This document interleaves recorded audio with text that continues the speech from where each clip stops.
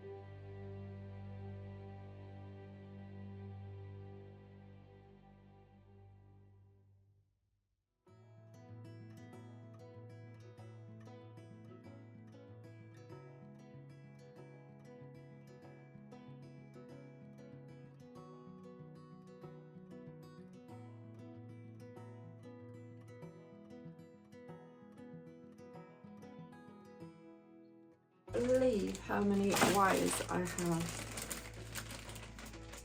half of which I can't remember what they're for, but at least this will make it a little bit easier when I go looking for them. They won't all be tangled up as well as everything else. So I'm just going to try and look at which ones I think I use and put those nearer the front.